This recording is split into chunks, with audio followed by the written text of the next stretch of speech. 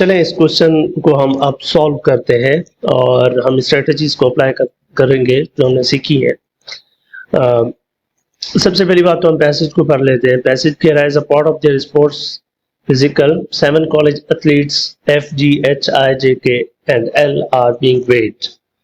Announcing the results of the physical exams, the coach has given the following information.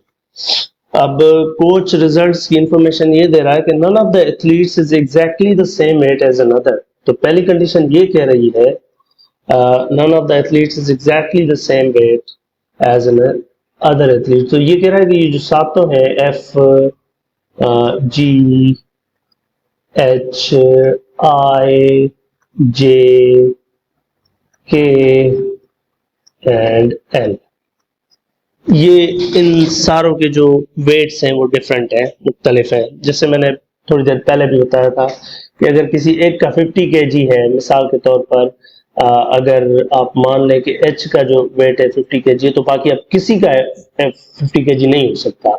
H का अगर 50 kg है तो F का 50 kg नहीं हो सकता, G का भी 50 kg नहीं हो सकता। ये इंफॉर्मेशन हमें जहन में आ जानी चाहिए कि सारों का मुख्तलिफ वेट है।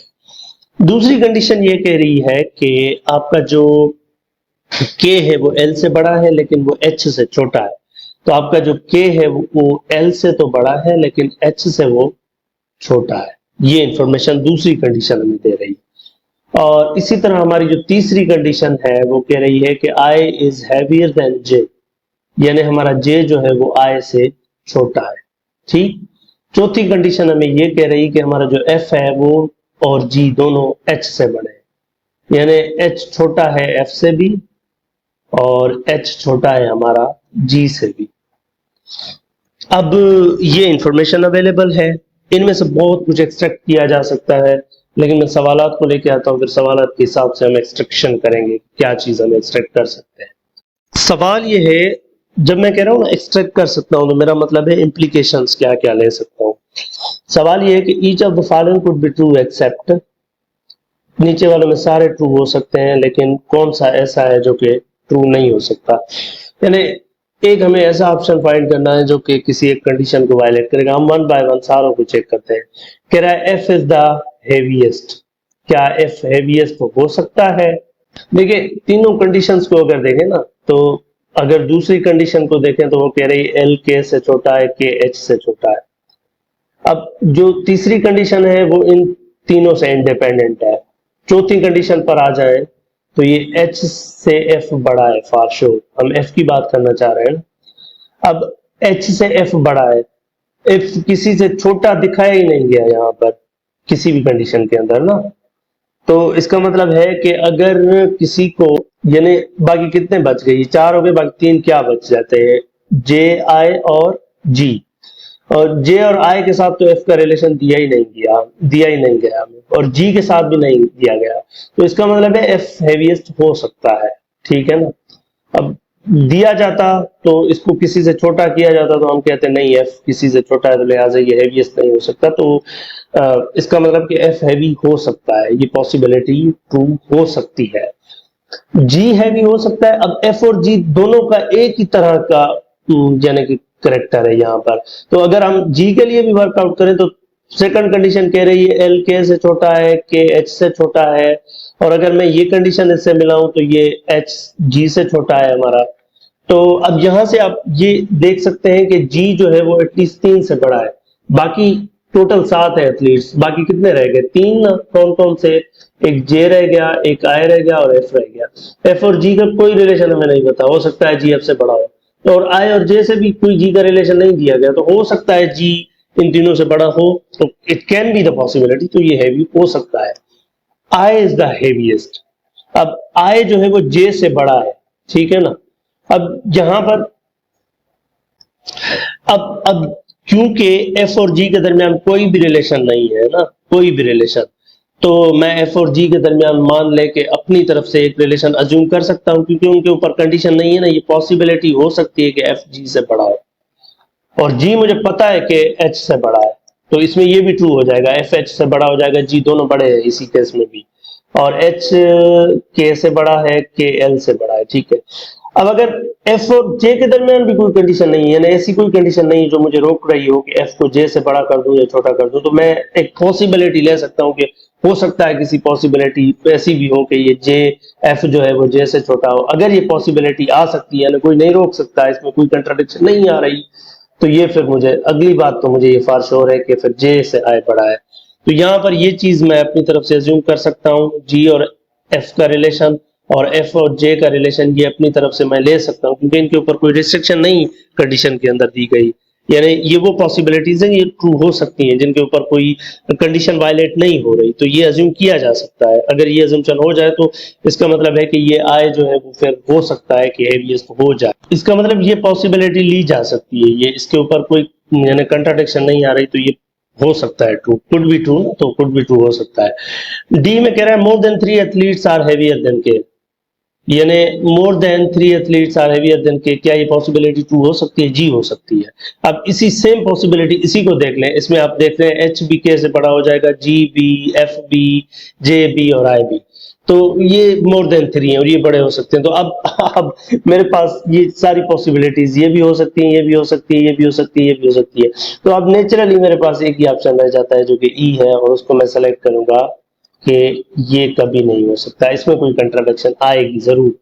अब हम चाहें तो वो कंट्राडिक्शन डिग आउट करें, अगर हम चाहें तो छोड़ दें, क्योंकि हमें अब पता चल चुका है, ठीक है ना। हम ये भी देख सकते हैं कि ये क्यों नहीं हो सकता, यानी ऑप्शन ये है कि more than 3 athletes are lighter than K, ये कह रहा है कि 3 से ज्यादा एथलीट्स ऐसे हो सकते हैं जो कि के से छोटे हो। चले, सेकंड कंडीशन मुझे ये दे रही है कि एल के से छोटा है, के से छोटा है, और सेकंड कंडीशन के बाद मेरी थर्ड कंडीशन मुझे ये देती है कि हमारा जो आई है वो जे से बड़ा है, इसको रहने दे थोड़ी देर के लिए। चौथी कंडीशन को अगर आप गौर पे देखते हैं तो चौथी कंडीशन कह रही है कि एच एफ से भी छोटा है और जी से भी छोटा है, तो इसका मतलब ये जो एच है ये एफ से छोटा है, मैं ऐसे लिख लेता हूं, और यही एच मैं ऐसे लिख लेता हूं, जी से छोटा है।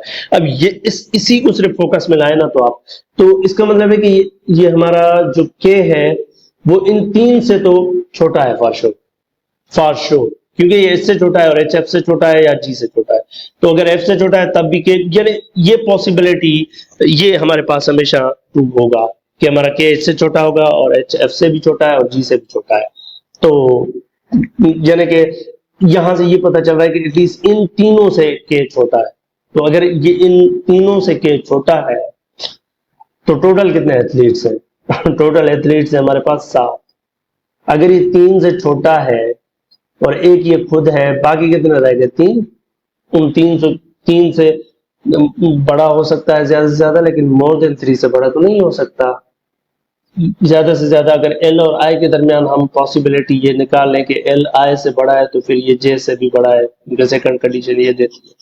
थर्ड कंडीशन तो फिर ये 3 से बड़ा हो सकता है, 3 से ज्यादा से बड़ा नहीं हो सकता। दिस इज क्रूशियल, जो मैंने ये इस तरह से क्लोज किए हुए हैं 3।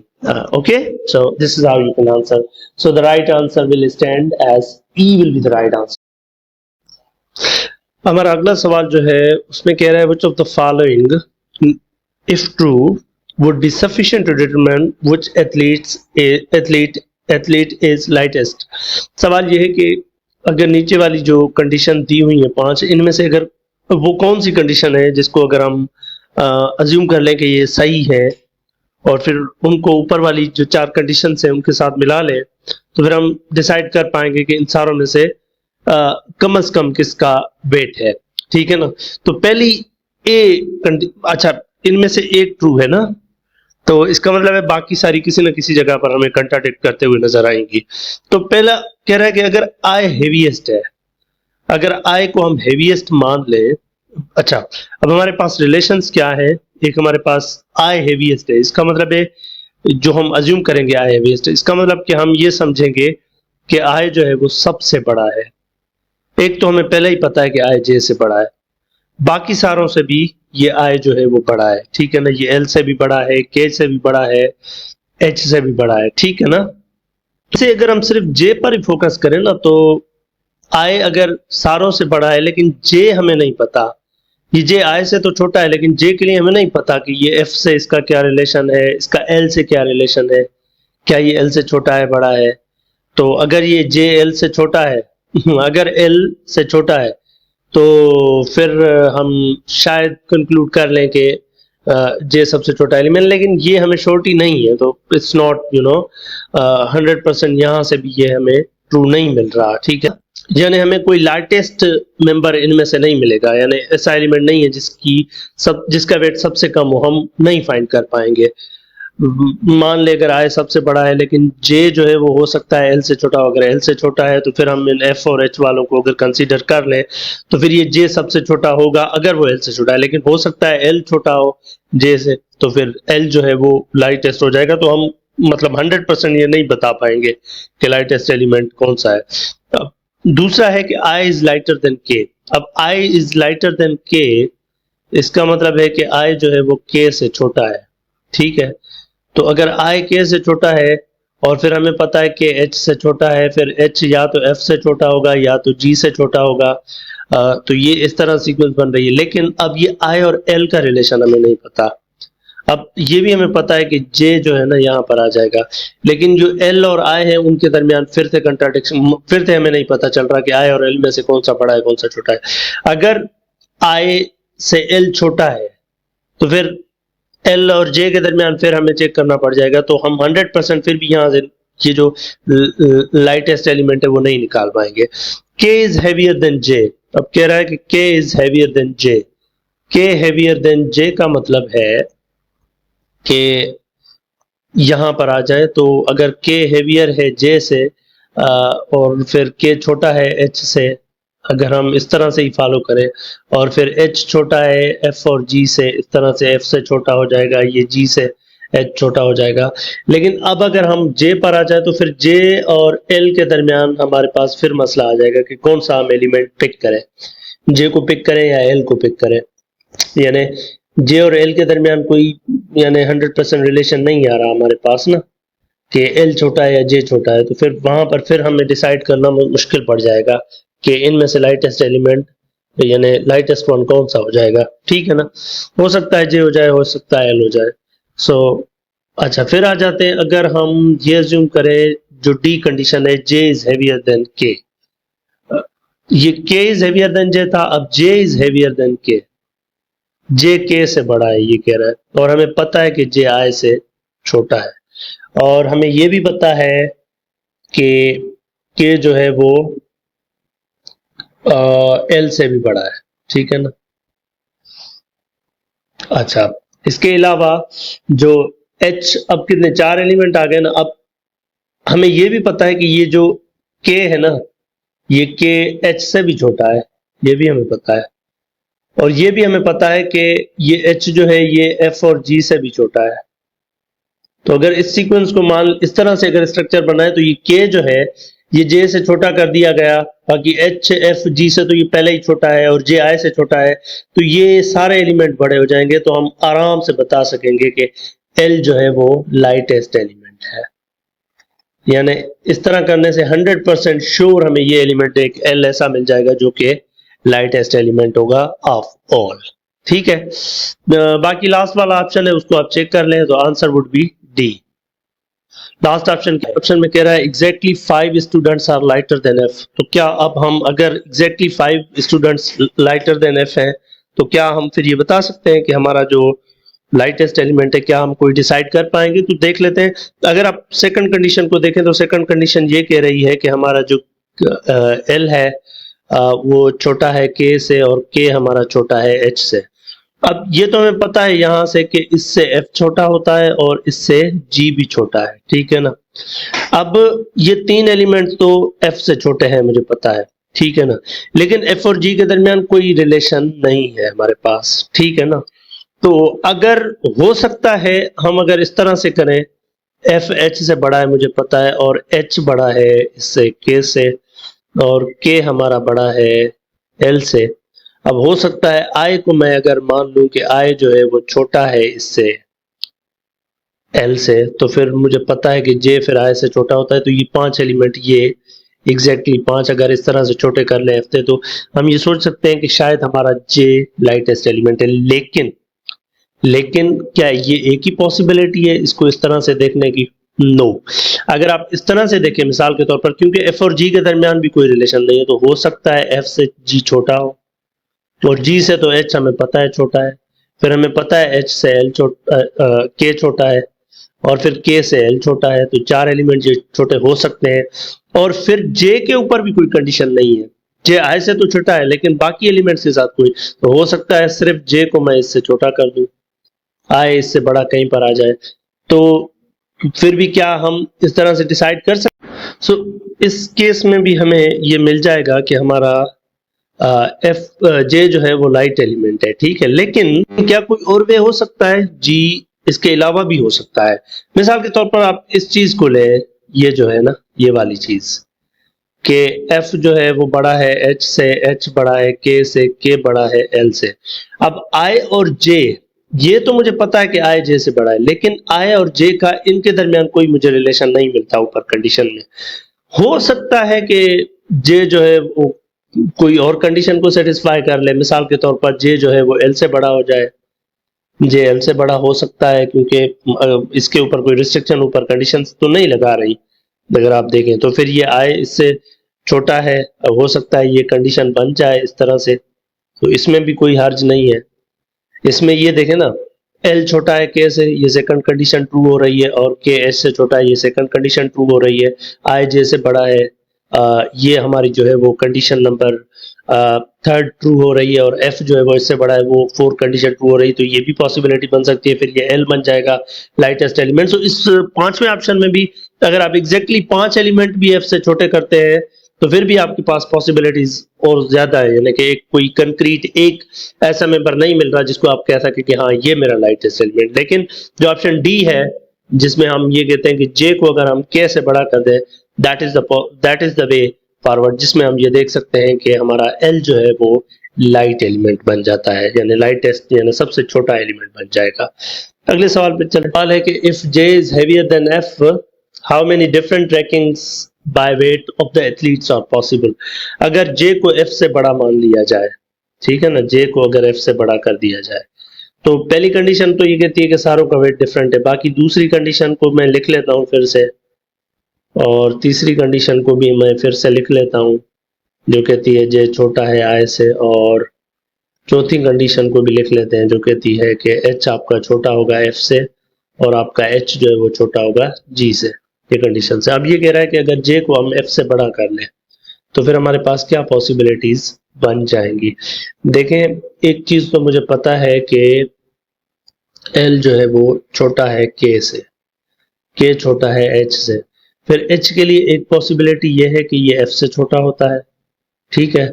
और दूसरी हमारे पास ये है कि एल अगर के से छोटा है और के एच से छोटा है, और के हमारे पास जी से छोटा है, यानी ये दोनों कंडीशंस हमें ये बताती है, ठीक है ना। इन दोनों को अगर मिला ले तो ठीक है ना, ये दोनों चीजें।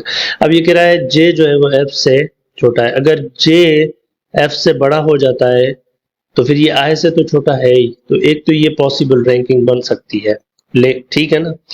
लेकिन हमें जे और जी के दरमियान भी कोई रिलेशन का नहीं पता, ठीक है ना। तो एफ और जी के दरमियान भी नहीं पता, जे और जी के दरमियान भी जी को नहीं इनकारपोरेट किया, तो जी के लिए क्या पॉसिबिलिटीज है?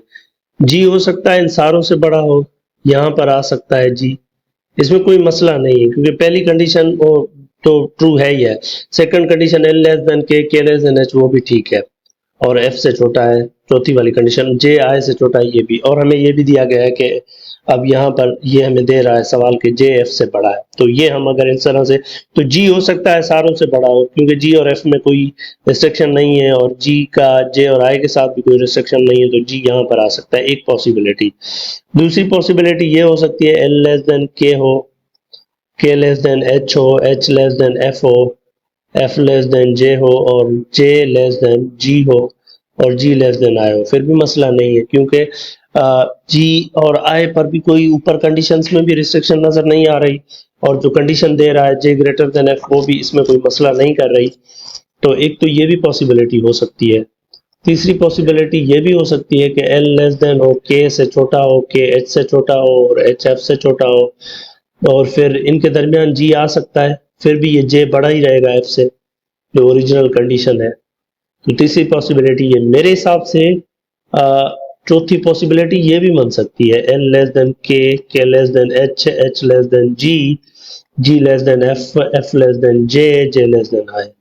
तो मेरे हिसाब से ये 4 रैंकिंग इस तरह से बन सकती है, मुझे नहीं लगता इनमें कोई इशू है। आप देख लें इनमें सारी कंडीशंस ट्रू हो रही हैं। हाँ, एफ और जी दोनों एच से बड़े हैं, और ये एच, ये सेकंड कंडीशन भी ट्रू हो रही है, और ये लास्ट वाली ये कंडीशन भी ट्रू हो रही है। तो मुझे कोई इसमें इशू नहीं नजर आ रहा। आंसर बुक वाला दे रहा है 3 जहां से क्वेश्चन उठाया गया, लेकिन मेरे हिसाब से ये 4 पॉसिबिलिटीज है डीज। आप ऑडियंस देखें इसमें कहीं मसला है तो you can comment and I will revisit the question, क्योंकि हम लर्निंग ही कर रहे हैं, कोई मसला नहीं है। Thank you. इस एनालिटिकल रीजनिंग के क्वेश्चंस की सीरीज जो है उसका चौथा सवाल ये इसका लास्ट है। अब सवाल ये है कि अगर h जो है वो i से बड़ा है, अगर h i से बड़ा है तो which of the following can not be true. अब इसका मतलब है कि नीचे जो 4 ऑप्शन है ना, इनमें से एक ऐसा ऑप्शन है जो कभी ट्रू नहीं हो सकेगा। यानी इनमें से एक ऐसा ऑप्शन हमने फाइंड करना है जो जो हमारी बेसिक 4 कंडीशन है वो उनमें से किसी एक को वायलेट करेगा। हमारी बेसिक 4 कंडीशंस ये कहती हैं, पहली ये कहती है कि जो हमारे पास एथलीट्स हैं उनके वेट्स डिफरेंट है, सारों के डिफरेंट वेट्स, ये बात है, ठीक है ना, डिफरेंट वेट्स है।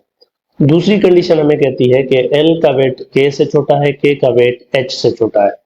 और हमारी तीसरी कंडीशन हमें ये कहती है कि जो जे का वेट है वो आई से छोटा है। और चौथी कंडीशन हमें ये कहती है कि हमारा जो एच का वेट है वो एफ से भी छोटा है, और उसके साथ साथ हमारा जो एच का वेट है वो जी से भी छोटा है, ठीक है। तो अब हमें कह रहा है कि अगर आप एच का वेट आई से बड़ा कर दें तो इनमें से कौन सा ऑप्शन है जो कभी ट्रू नहीं हो सकता। यानी अब हम वो ऑप्शन फाइंड करेंगे जो कि कभी ट्रू नहीं हो सकता, यानी जो इनमें से किसी एक कंडीशन को वायलेट करेगा, ठीक है।